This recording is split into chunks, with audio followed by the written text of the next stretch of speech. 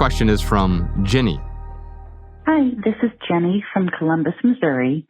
I'm wondering how you would respond to a friend or family member who tries to sell you on an item that you've told them that you don't need. For instance, my home does actually have plenty of extra storage space. I just see no reason to fill it with unwanted items.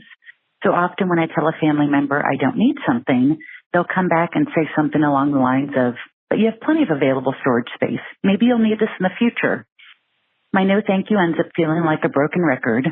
This family member usually ends up responding in a hurtful way or making it seem like I'm ungrateful for not wanting their cast-offs. How should I deal with this situation? I've tried everything. So we were talking about this earlier, Ryan, but as soon as you need something, it begins to control you. Mm-hmm. If you need the approval of your friends and family, if you need the people in your life to have the same preferences or ideas around their material possessions, then you will need to conform to their ideas and ideology of what is appropriate. And what you're realizing, the tension that you're expressing in your life right now is, I'm not completely compatible with the people in my life. And that's okay. My preferences aren't their preferences.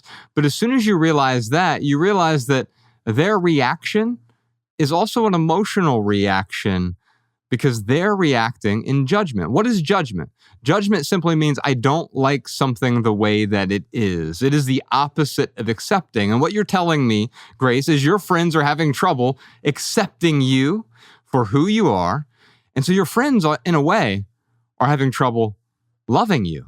Now, we often think love is, we think codependency is love. We think trauma bonding is love. So trauma bonding basically means we both have shared traumas, or I have some sort of trauma in my life, and then I'm going to get someone to fulfill that hole, that void that is in my own life to try to compensate for my own trauma. Well, recognizing, having compassion for the people around you, recognizing I'm not the only one with the trauma. They also have trauma.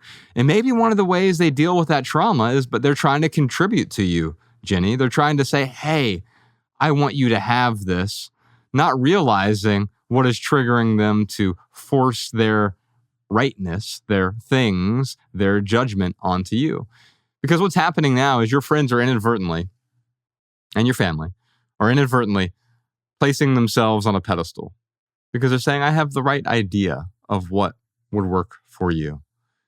And what you're simply saying is, no, that doesn't work for me. I'm not saying it's a bad thing. I'm not saying you shouldn't have it. I'm not saying it doesn't work for you either. I'm simply saying that doesn't work for me. I'd like to present a fairly hysterical or hyperbolic example around this.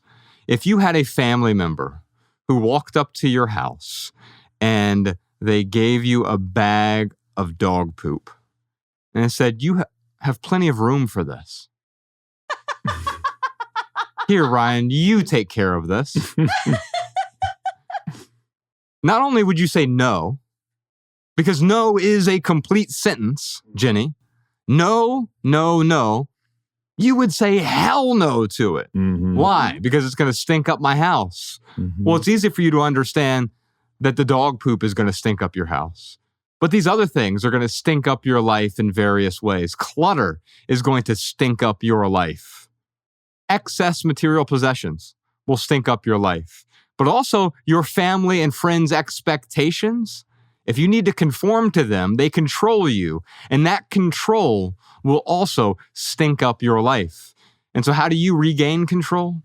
You simply say no. And when no doesn't work, you find another way to say no. But it's important that if you've identified a boundary, then sticking to that boundary is the only way the boundary stays a boundary. I'm just imagining like her family member giving her something and she's like, you might as well have handed me a bag of dog poop. I would not recommend saying that, Jenny. Oh, a couple things, Jenny, anytime I have to say no to something that I'm uncomfortable saying no to, meaning that I'm scared I'm going to hurt someone else's feelings, I try to be as compassionate as possible. If you're If your no comes from a place of how dare you, like that's going to come out. If that's your context, then that's going to come out and it is going to create some tension. But if your no is coming from a place of, man, I really appreciate you looking out for me, but that's just not something that I need in my life. But thank you so much for trying to contribute to me, which is exactly what they're trying to do. Like you've got family, friends, whatever, trying to give you things because they want to make your life better in some way. So for me, if I had a persistent family member trying to always give me things, I would go out of my way to, I don't know, show them how I see them showing up in my life and supporting me. Because that's really what that family member wants to do. And, you know, we talk about the love languages, and gift giving is like one of these love languages. And we've talked, you know, plenty about how that's probably not true. It's more of the contribution aspect of it. But this is this person trying to show you their love by giving you a gift. And maybe they're not doing it in a way that you prefer. That's okay. Just show them how you do receive their love in various ways.